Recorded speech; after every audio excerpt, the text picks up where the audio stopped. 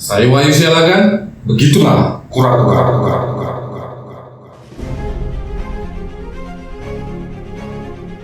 Audio Jungle.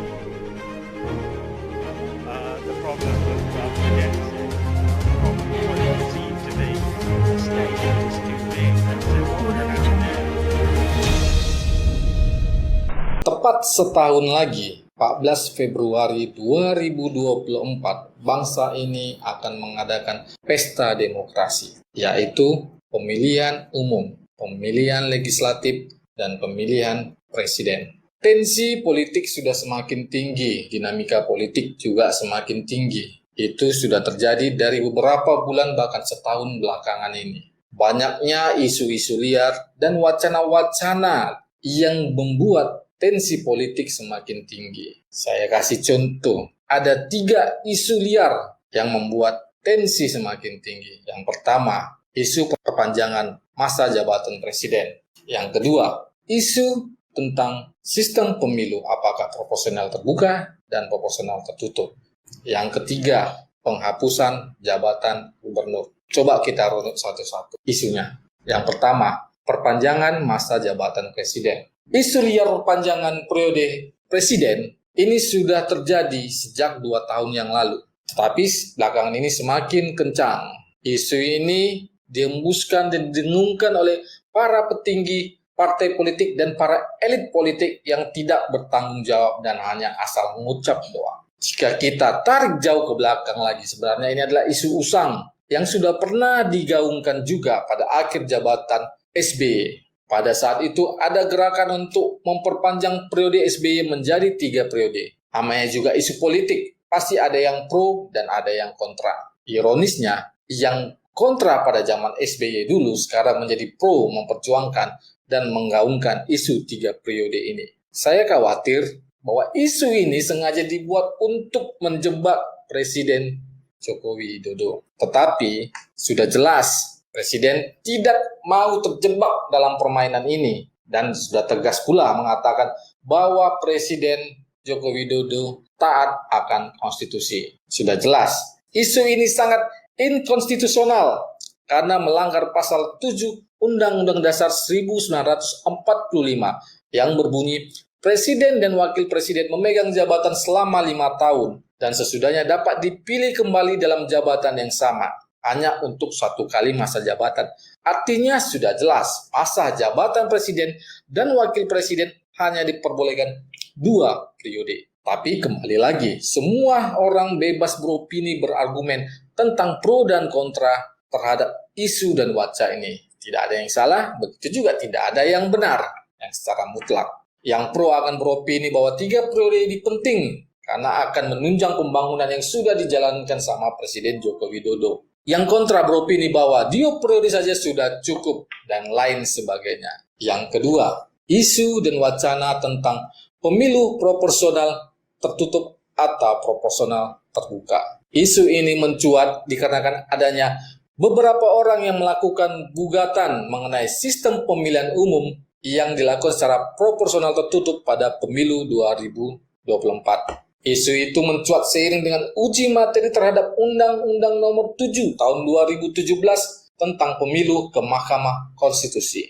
Coba kita cari tahu dulu sebenarnya apa yang dimaksud dari sistem pemilu proporsional terbuka dan proporsional tertutup. Sistem pemilu proporsional tertutup adalah sistem pemilihan umum yang hanya memungkinkan masyarakat untuk memilih partai politiknya saja, bukan calon wakil rakyatnya yang dipilih secara langsung.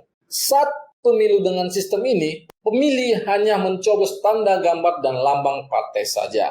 Sistem pemilu proporsional terbuka adalah sistem pemilu dengan pemilih dapat mencoblos nama atau foto kandidat langsung yang dicantumkan di surat suara. Pada sistem proporsional terbuka, partai politik menyediakan daftar kandidat wakil rakyat untuk dimasukkan ke dalam surat suara. Kandidat yang meraih suara terbanyak lalu terpilih menjadi wakil rakyat. Sistem proporsional terbuka sudah dilakukan pada pemilu legislatif di tahun 2004, 2009, 2014, dan terakhir di tahun 2019. Sistem proporsional terbuka dan tertutup memiliki kelebihan dan kekurangannya masing-masing.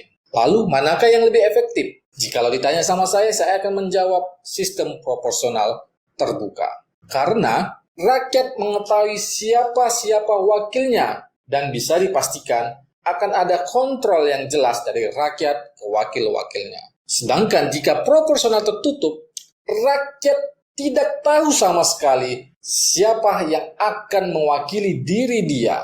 Dan itu adalah hak dari partai politik. Ini diibaratkan para pemilih bermain lotre. Dan herannya saya, ada satu partai besar yang di Senayan mendukung sistem proporsional tertutup. Saya tidak tahu apa yang ada di pikiran mereka. Yang ketiga, penghapusan jabatan gubernur. Isu ini baru saja berhembus, masih sangat hangat.